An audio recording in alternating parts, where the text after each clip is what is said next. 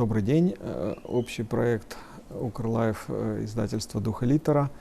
Я Константин Сигов. Сегодня наш гость из Франции, философ, историк мысли Филипп Делара. Bonjour, Филипп. Bonjour. Наш разговор будет переводить Алексей Сигов. Je tiens à te saluer à Kiev et dire d'emblée que tu changes, tu nous aides à sortir des clichés, des stéréotypes que l'Ukraine commence d'être fatiguée du crise à l'est à l'Ukraine, on préfère passer aux vacances. Tu es là parmi nous, à Kiev, mais aussi à Lviv et à Odessa, pour manifester à la fois solidarité et une réflexion sur ce qui se passe ici. Я рад приветствовать тебя в Киеве и сразу позволяешь нам вырваться из того клише, что Европа устала от Украины, устала слышать о ней. Ты здесь, ты был в Одессе, был во Львове, и ты в нашем контексте, и для нас очень важен разговор здесь. Alors, oui, je suis moins que jamais fatigué, entre guillemets, par l'Ukraine, car plus je connais ce pays et plus je suis votre révolution et aussi la guerre à l'Est, malheureusement, plus je suis convaincu que l'Ukraine n'est pas seulement un pays intéressant lui-même pour sa culture, son histoire, ses aspirations démocratiques, mais qu'elle joue un rôle stratégique pour l'avenir de l'Europe. Je dirais que l'âme de l'Europe est aujourd'hui en Ukraine, et que c'est en connaissant et en comprenant l'Ukraine, et je dirais en soutenant l'Ukraine aujourd'hui, que l'Europe peut se retrouver elle-même, et en particulier sortir de l'indéfinition, de l'absence de définition de son identité et de ses frontières. Я должен сказать, что менее чем когда-либо утомлен Украиной. Я внимательно следил и за революцией, я внимательно слежу и за войной. И для меня очень важно понимать то, что происходит в Украине, не только в связи с интересом к ее культуре, к ее традициям, к ее красоте, но также и к той роли, которую она играет сейчас в Европе. Я вижу, что для европейской идентичности, для понимания того, в каком мире находится сейчас Европа, очень важно происходящее. Я бы сказал, что центр притяжения находится в Киеве, для нас во Франции в том числе. Les dissidents soviétiques, il y a maintenant 40 ans, se battaient pour notre liberté et la vôtre. Eh bien, c'est exactement la même chose. Aujourd'hui, les Ukrainiens se battent dans le Donbass pour leur liberté et la nôtre. 40 лет назад советские диссиденты провозгласили за вашу и нашу свободу.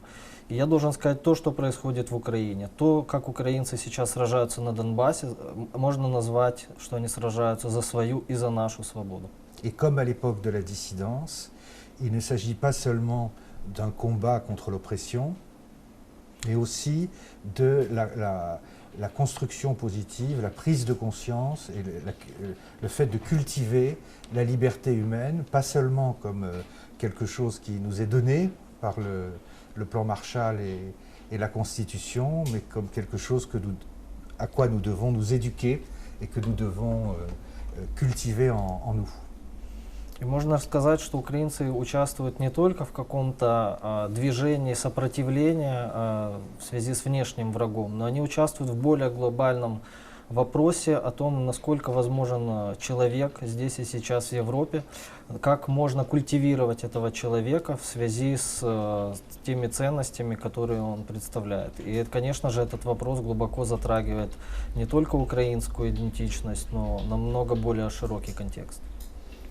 Европейский форум, в создании и развитии которого мы вместе участвуем, как раз состоит в том, чтобы голоса, важнейшие голоса европейского мира были услышаны и в Киеве, и в Одессе, и во Львове, и в Харькове, и в Донецке.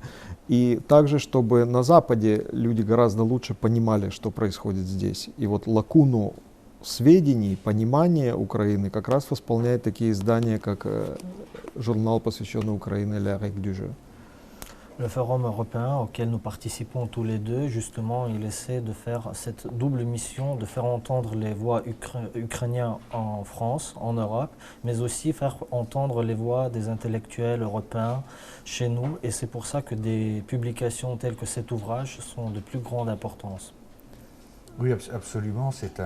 Ce numéro de la règle du jeu, Ukraine, une terra incognita, qui a été rassemblé par notre ami Galia Ackerman, est vraiment un ouvrage très, très important. Tout le numéro est fait soit de textes de fiction, soit de textes sur la culture ukrainienne d'intellectuels et d'écrivains ukrainiens.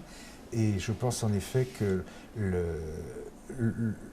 point le plus important, le point par lequel tout commence, c'est tout simplement savoir que l'Ukraine existe.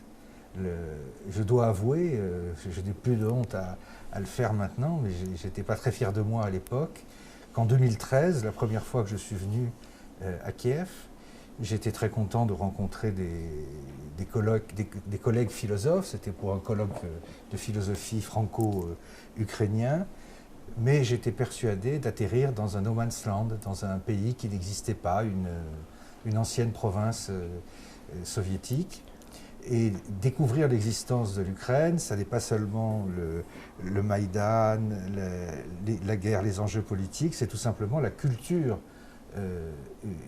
ukrainienne et cette remarquable, comment dire, ouverture de cette culture. On sent bien que l'Ukraine est un pays de passage, non seulement pour la soie et les épices, mais aussi pour les idées et les œuvres, et que ce soit dans le domaine de la peinture ou de la musique ou de la littérature ou de la philosophie, nous occidentaux avons toujours la double sensation ici de découvrir un autre pays, une autre culture, d'autres gens, et d'être à la maison. Действительно, такие издания очень важны, и этот номер журнала «Règle du jeu», который полностью посвящен Украине и называется «Украина Terra Incognita», представляет собой подборку текстов, главным образом художественных украинских авторов, потому что для нас очень важно открыть Украину, понять, чем она живет, что представляет из себя ее культура. Должен сказать, сейчас мне уже не стыдно в этом признаться, но когда я впервые приехал в Украину в 2013 году, это было просто для участия в философской конференции, у меня было полное ощущение, что я еду в no man's land, то есть еду на окраину какой-то империи, в провинцию, и слабо себе представлял, что здесь действительно может быть какой-то очаг, помимо, скажем, чисто революционных событий, каких-то политических драм, действительно очень богатая культура, которая представляет собой зону встречи, зону пограничья. И для нас, французов, всегда очень интересно открывать музыку, открывать живопись украинскую, потому что у нас есть двойное ощущение, что мы открываем новую страну, новую традицию, но вместе с тем мы дома. Si vous permettez, je voudrais plutôt que de continuer à exprimer en termes généraux ce dont nous parlons, tout simplement vous raconter mes 2 derniers jours à Kiev, parce que je crois qu'ils sont tout à fait représentatifs non seulement de ce que je fais ici, mais de ce que représente cette ville, puisque je suis arrivé dimanche après-midi, donc il y a 2 jours à Kiev. Immédiatement, je suis allé à l'église Saint-Michel, où m'attendait m'attendait pas moi, mais... T'attendais. Concert Sylvestre ждал тебя. De chorale, l'extraordinaire chorale que dirige Mikola Obditch, avec en particulier des œuvres récentes de Constantin Silvestrov. Valentin Silvestrov. Mon lapsus est significatif parce que c'est vraiment à Constantin Sigov que je dois d'avoir rencontré, d'être devenu ami avec ce grand musicien qui est véritablement, et encore une fois c'est quelque chose que je pense tout à fait indépendamment de l'histoire et de la condition actuelle de l'Ukraine, même s'il y a de nombreux liens souterrains entre les deux phénomènes, mais Valentin Silvestrov est le plus grand musicien vivant dans le monde. Il est à la fois profondément ukrainien et son œuvre parle et même dit quelque chose et fait quelque chose à toute la musique occidentale. Aujourd'hui, je pense que c'est vraiment quelqu'un qui a un rôle historique et artistique qu'on est seulement en train de découvrir dans le monde. Et puis, On peut traduire peut-être. Oui, pardon. Да, c'est bon. Чтобы не быть голословным и не впадать в теоретизирование, я просто расскажу, наверное, о последних 2 днях моей жизни, 2 днях, которые я провел в Украине. Я прилетел в Киев в воскресенье днем, и первая моя встреча произошла в Михайловском соборе, где меня ждал, нас ждал концерт Валентина Сильвестрова. И я должен сказать, что для меня это величайший музыкант из ныне живущих, который удивительным образом сочетает в себе две глубины. С одной стороны, глубокую украинскую традицию, культуру, и с другой стороны, открытость музыкальную для понимания во всем мире. И для меня это очень важно. Ce matin, je devais faire une conférence de presse au centre des médias, Ukrainian Crisis Media Center, à midi. Et je me suis aperçu en arrivant, je n'étais pas au courant, qu'il y avait dans le même bâtiment un colloque international sur les grands massacres du XXe siècle, en particulier en Ukraine, la Shoah et le Holodomor, et que se trouvaient là, entre autres dans ce colloque, mes collègues et amis Andrea Graziosi, le grand historien italien je crois le meilleur spécialiste de l'histoire soviétique et du Holodomor en particulier aujourd'hui, et mon collègue Volodya Viatrovitch.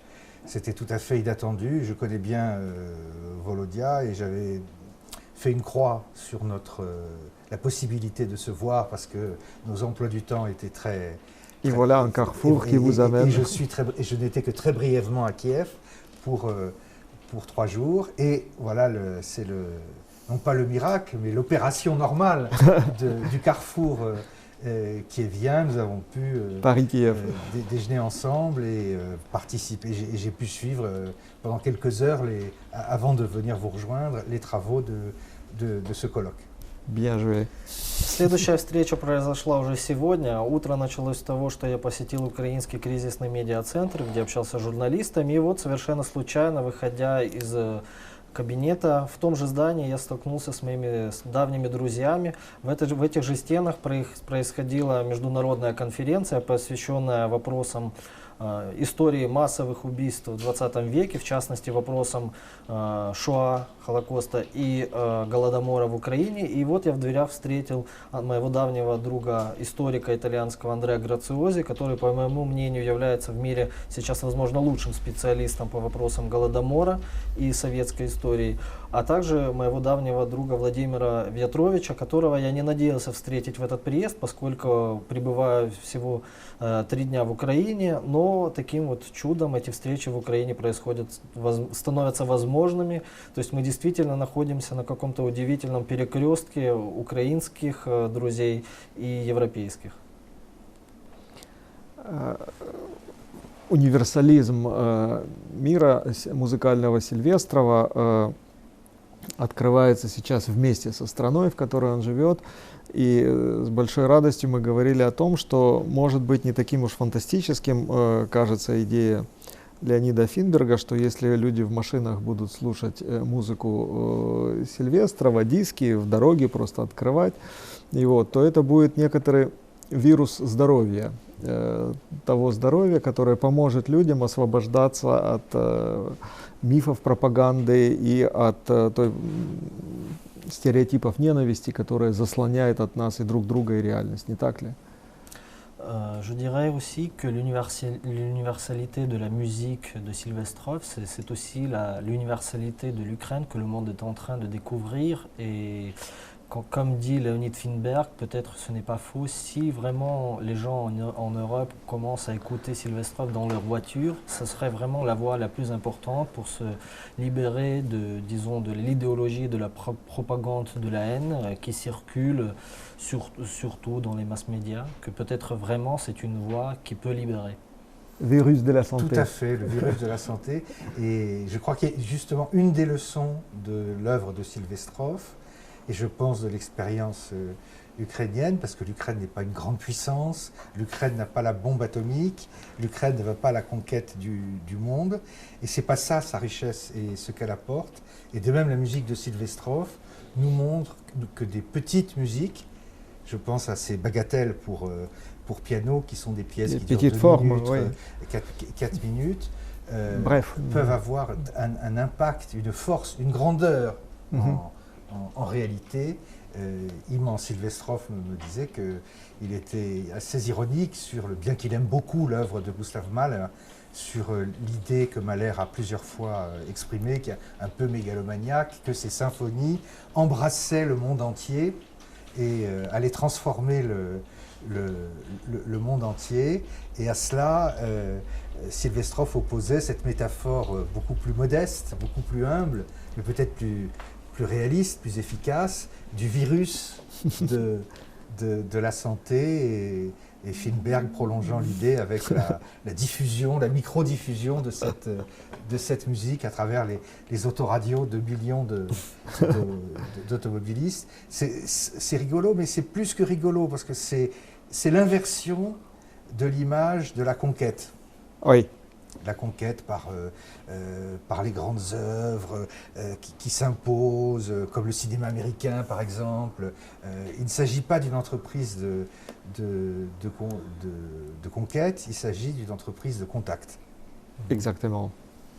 Действительно, этот вирус здоровья, о котором говорит Сильвестров, мне кажется, это действительно возможный ключ, который Украина сейчас может использовать. У Украины нет атомной бомбы, у нее нет желания завоевать весь мир. Действительно, через вот такие малые формы, о которых Сильвестров очень хорошо говорит.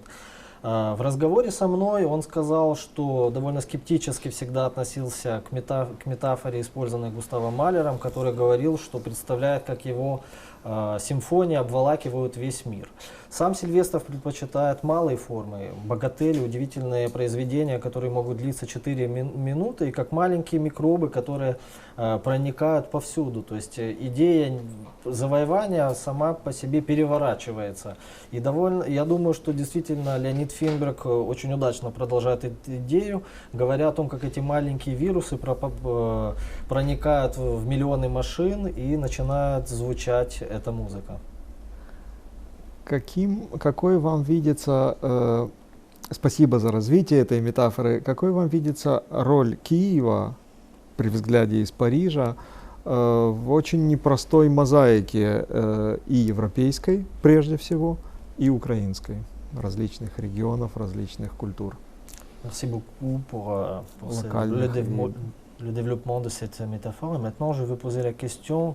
Comment vois-tu la place de Kiev dans cette grande mosaïque qui est en train de se construire d'une manière la mosaïque européenne, mais d'une autre la mosaïque entre les régions différentes?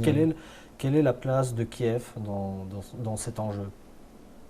C'est un sujet sur lequel j'aurais pas eu grand-chose à dire jusqu'à la semaine dernière, parce qu'au fond, pour moi, jusqu'à il y a quelques jours, l'Ukraine s'identifiait à Kiev, puisque je ne connaissais pas d'autres régions du pays. Et là, j'ai fait une expérience tout à fait extraordinaire pour moi, enfin, qui m'a vraiment beaucoup marqué et inspiré dans les quelques jours, hélas trop peu nombreux, que j'ai passé à Lviv. À Lviv, dans une autre où j'ai découvert région.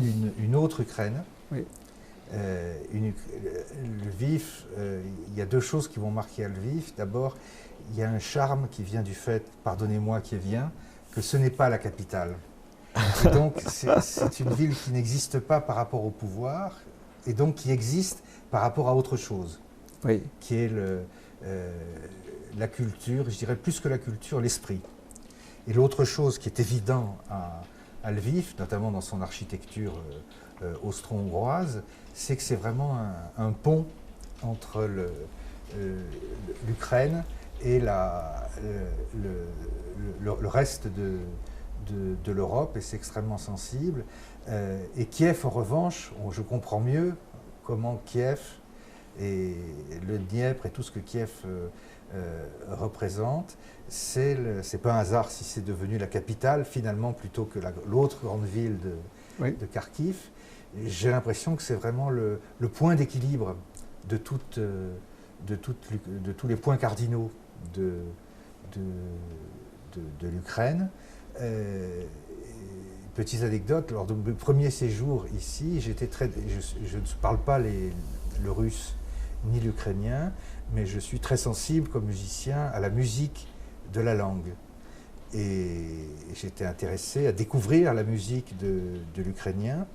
Et à Kiev, c'est très difficile parce que on passe d'une langue à l'autre très facilement, très naturellement. Et quand on ne connaît ni l'une ni l'autre, il faut du temps pour faire la différence. Alors qu'à Lviv, on prend un bain, un bain d'ukrainien.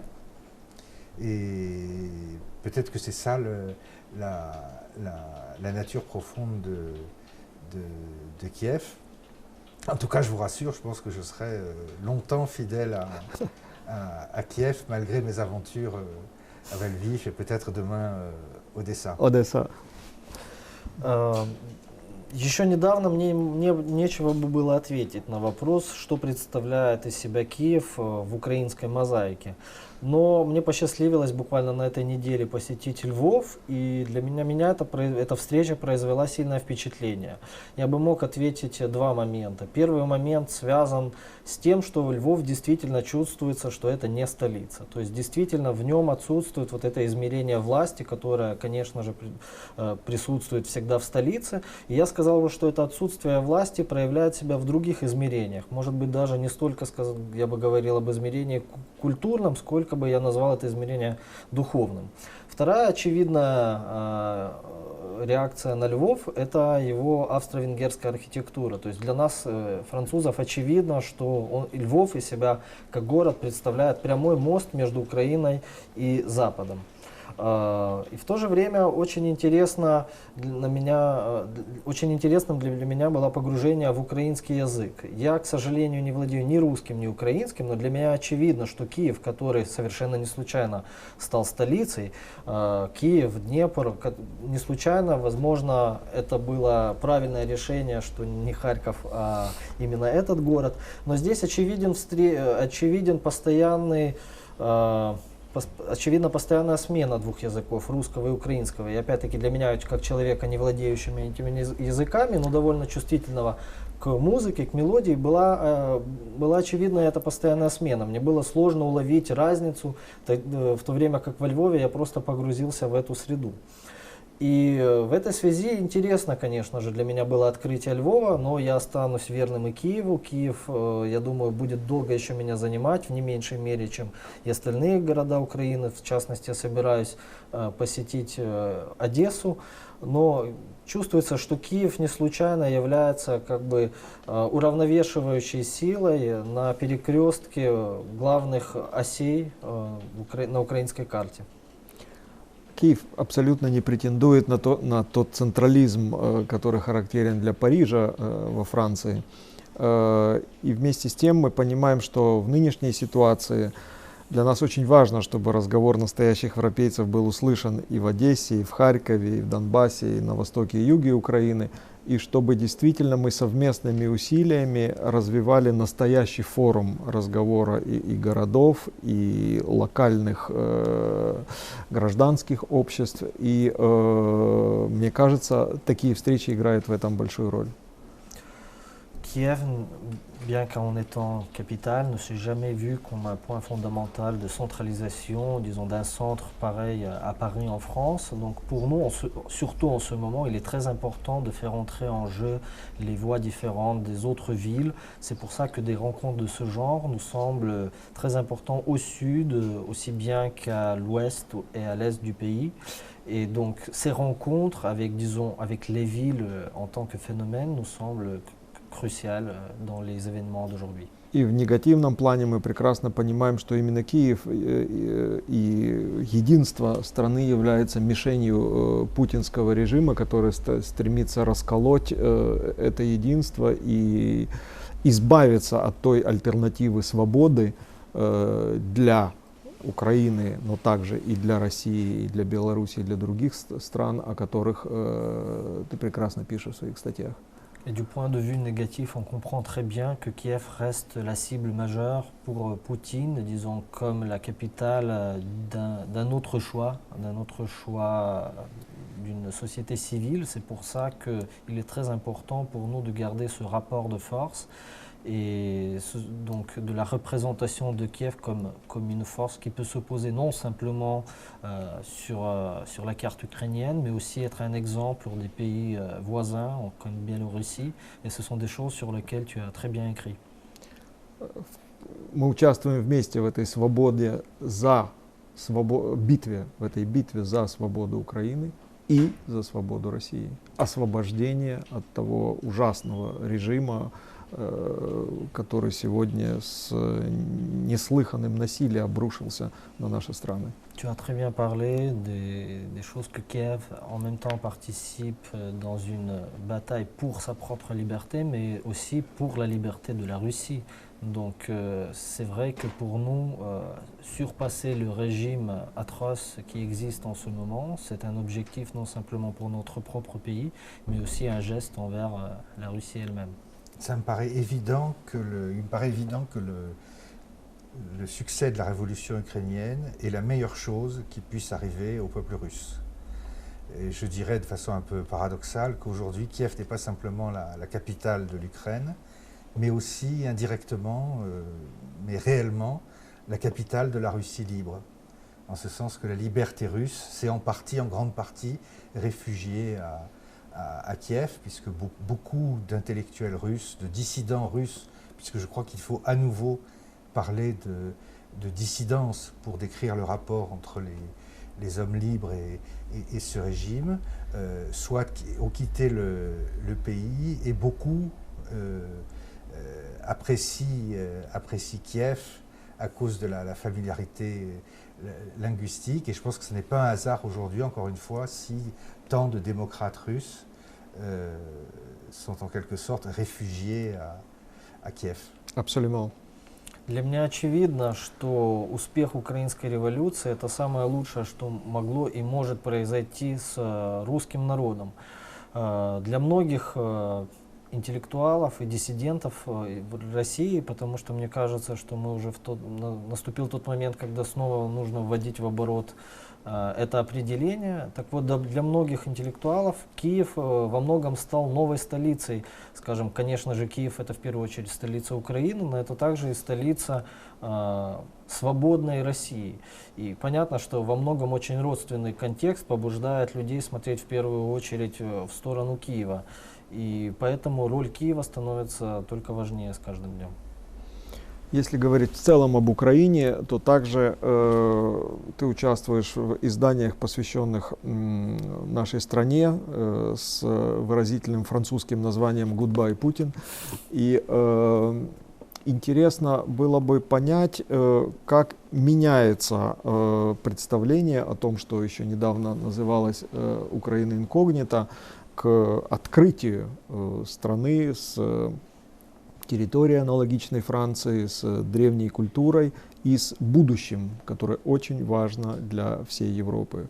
Какой ты видишь динамику развития этого открытия Украины и взаимоотношений между Францией и Украиной?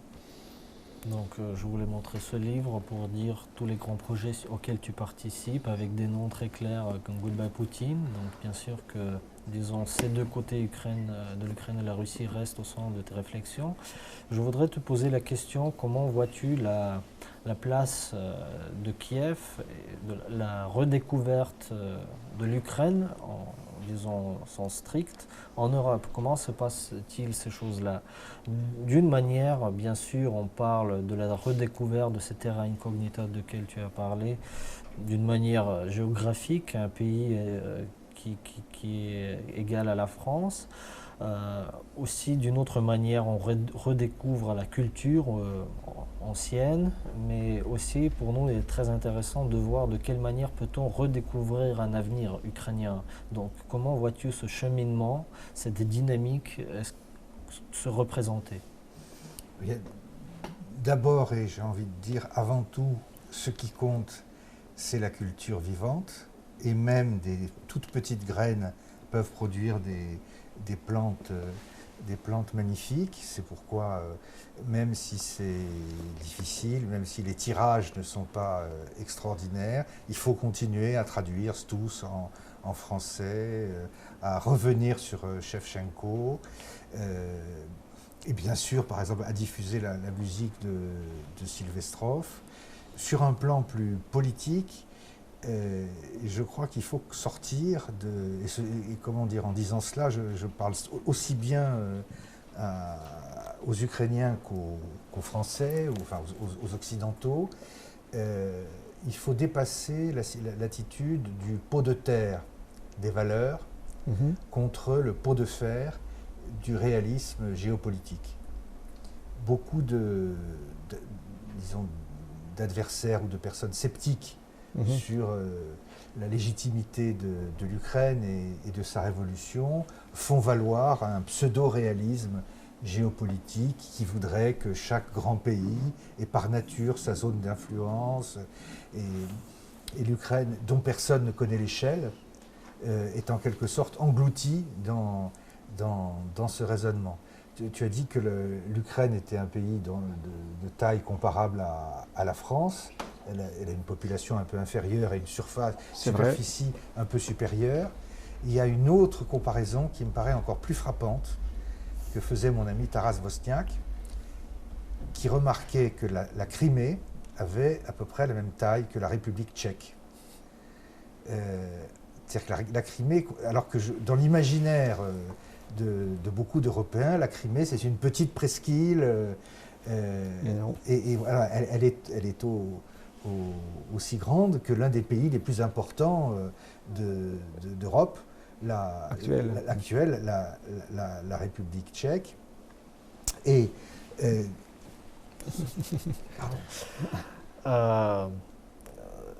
действительно, мне кажется, что главное, что должно происходить сейчас, это относиться с вниманием к той живой культуре, которая развивается в Украине. Часто это какие-то маленькие зернышки, но именно они являются определяющими. То есть это продолжать делать то дело, которое мы можем, хотя оно и кажется маленьким. Продолжать переводить Стуса, продолжать широко обсуждать во Франции Шевченко. Слушать и приглашать Сильвестрова. Все эти маленькие составляющие культуры являются на самом деле важными зернами, которые составляют фундамент. Тот фундамент, который сопротивляется тотализации геополитических рассуждений, к которым мы часто склонны, говоря даже о ситуации в Украине, мы стараемся представить ее как ситуацию внешних сил, не принимая во внимание те глубокие процессы, которые происходят здесь из середины. В то же время я бы хотел сказать в связи с тем сравнением, о котором ты говорил, что Франция сравнима с Украиной, по территории Украина ее превосходит, хотя численность населения во Франции выше. Но я бы упомянул другое сравнение, которое мне бросилось в глаза, о нем говорил мой друг Тарас Возняк. Это сравнение Крыма с Чехией. По сути, это две географические величины, которые по размеру можно сравнить. В то время как в нашем представлении Крым это является какой-то маленький островок, который не представляет никакой роли. Нет, он сопоставим по размерам с одной из стран, которая является фундаментальной в политическом отношении сейчас в Европе. Et je crois qu'il est très important de ne pas laisser la géopolitique à M. Poutine, de ne pas défendre l'Ukraine en quelque sorte contre la géopolitique, mais bien au nom de la géopolitique. Je crois qu'il est essentiel pour l'Europe, encore une fois, de reconnaître ses véritables frontières. L'Europe n'est ni un espace sans territoire, qui aurait vocation à s'étendre indéfiniment, ni non plus limité à l'Europe occidentale, et son extension complète, dont, si je puis dire, le dernier fruit et l'Ukraine, ça n'est pas simplement une question de marché, de grand marché intérieur, même si l'existence d'un grand marché intérieur est quelque chose de fondamental pour la sécurité et la prospérité des Européens.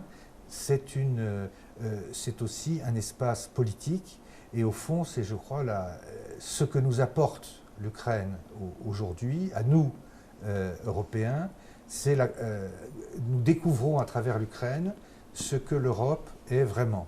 Et ce que l'Europe est vraiment, c'est un espace de sécurité et de prospérité pour des nations démocratiques, quelle que soit leur échelle dans la puissance. Donc très bien dit. Et au fond, avant la révolution du Maïdan, avant l'interpellation de l'Europe par l'Ukraine, les Européens n'avaient pas du tout conscience de cela, et c'est ce qui est en train d'advenir, je pense. Merci. В то же время я далек от того, чтобы говорить, что геополитику нужно отдать на откуп Путину. Нет, это очень важное измерение, о котором нужно просто четко расставить приоритеты. Очень часто есть двойное искушение у нас у нас на Западе представлять себе Европу как нечто безграничное, то есть где стерты всякие границы, и поэтому невозможно устанавливать какие-то детерминирующие факторы. С другой стороны, это наоборот закрытие внутри маленькой Европе, которая не представляет собой пространство для развития, то есть Европа Европейского Союза уже с четко очерченными границами. Мне кажется, обе эти модели не работают, и то, что произошло в Украине во время революции, является большим приглашением для нас, европейцев, по-новому открыть и задуматься над живыми элементами нашей собственной идентичности. Поэтому я бы сказал, что крайне важно в этой связи понимать, каким образом работает то, что мы представляем себе как главные европейские ценности, как ценность открытости и как ценность безопасности. Каким образом происходит эта динамика развития вплоть сейчас, скажем, до границ Украины, но также, возможно, и дальше, и каким образом это представляет собой интерес для нас, европейцев, потому что это является, наверное, действительно главным вопросом для нашей идентичности сейчас. Конечно же, вопрос рынка, восприятия территории как рынка является для нас важным, но нет, также необходимо помнить и о глубоком политическом измерении вопроса.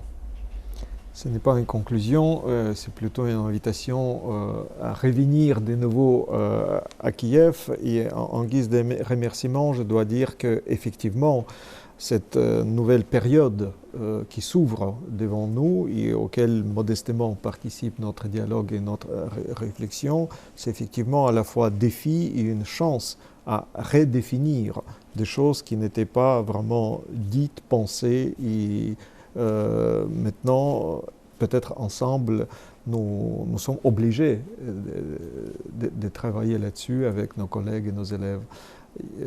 Я хочу сказать, что действительно этот новый драматический период, который развертывается на наших глазах, истории нашей страны, истории Европы, обязывает нас трудиться вместе, мыслить вместе и возвращаться к этому разговору, мы надеемся, в нашей стране, в этом городе снова и снова. Спасибо. Grand merci, Philippe.